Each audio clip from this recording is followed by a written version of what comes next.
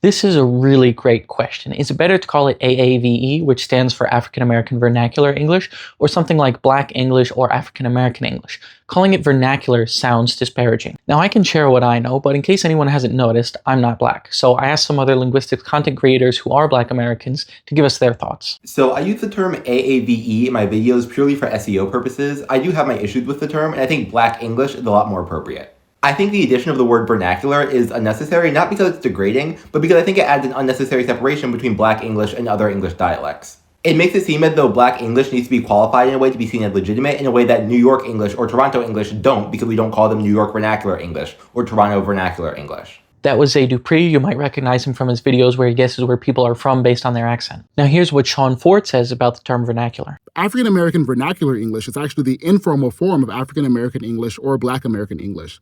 I can see why vernacular sounds disparaging because it's associated with speakers of a perceived lower social class, but I think the word perceived does a lot of heavy lifting there. Not familiar with him, my YouTube channel is actually our YouTube channel. We started it together, we make videos together as well as individually, and we studied linguistics together. I would make a comparison to the term vulgar Latin, which in linguistics just means the Latin that the common people spoke rather than the Latin that was spoken in a formal context in the halls of the Roman Senate. And that is the Latin that evolved into all the Romance languages today. But because people have a negative connotation with the word vulgar, a lot of people think it sounds like a lesser form of the language, even though it's not, and that's not why linguists use the term. So like they said, linguists don't use the term vernacular to be disparaging. It just means informal, but it sounds weird because we don't use it to describe any other dialect, informal or otherwise. And the V is not the only controversial part of AAVE. And I also think the term African American is just a bit too narrow. Black English is spoken by and was pioneered by all members of the African diaspora here in the United States. And so I think Black English is slightly more accurate and slightly more appropriate. I prefer Black.